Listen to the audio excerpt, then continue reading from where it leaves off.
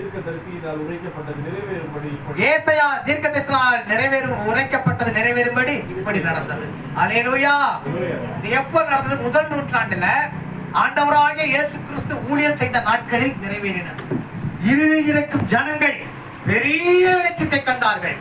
மரண இருளில் திசை இருந்தவர்களுக்கு வெளிச்சம் உதித்தது என்ற ஏசாயாவின் வார்த்தை இயேசு கிறிஸ்துவின் ஊழியத்தில் நிறைவேற்றப்பட்டது. அல்லேலூயா. இப்போது இந்த பகுதி அருமை ஐயா பெங்களூர் பட்டணத்திலிருந்து கொண்டு வந்து, பெங்களூர் பட்டணம் ரொம்ப சுகமான பட்டணம். எல்லா ஊருக்காரங்களும் எல்லா நாட்டுக்காரங்களும் அந்த ஊர்ல தான் ஜீவியத்துக்காக போயிருக்கிறாங்க. நல்ல பட்டணம், நல்ல வருமானம் உள்ள பட்டணம். கர்த்தர் ஸ்தோத்திரம். அதெல்லாம் அர்ப்பணிச்சுட்டு அற்புதமா நினைச்சிட்டு தியாகம் பண்ணிட்டு இந்த தீவுல வந்து அவர் தேவனுடைய வேலையை செய்து கொண்டிருக்கிறார் என்றால் அவர் மேல அந்த வெளிச்சம் உதித்தது. அந்த வெளிச்சம் இருளில் வாழக்கூடிய ஜனங்களுக்கு உதிக்க வேண்டும் என்ற ஒரு பாரம், ஒரு தரிசனம், ஒரு அழைப்பு. அல்லேலூயா. நீங்க கூட இங்க எல்லாம் வந்து இங்க ஆராதிக்க வந்திருக்கீங்க என்றால் அந்த முதல் நூற்றாண்டில் நிறைவேற்றப்பட்ட அந்த தீர்க்கதரிசன வார்த்தை உங்க வாழ்க்கையில் நிறைவேற்றிருக்கிறது. அல்லேலூயா.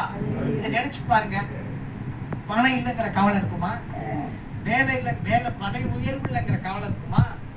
பிரச்சனை என்ற கவலை இருக்குமா? ஆண்டவரே, ஏசாயாவின் தீர்க்கதரிசி அவர் இயேசுவின் பிறப்புக்கு பல ஆண்டுகளுக்கு முன்னாக பிறந்தவர். அவருடைய வார்த்தை இயேசுவின் நாட்களில் அந்த ஊழியத்தை நிறைவேறினது. அதே வசனம் என்னுடைய நாட்களே அருமை போதகர் முகாந்திரமாக நிறைவேறி இருக்கிறது என்று நினைத்து பாருங்க. வீட்டுல போய் கொஞ்சம் தியானிச்சு பாருங்க. அல்லேலூயா. எவ்வளவு சந்தோஷம் வரும். சந்தோஷம் வருமா வராதா?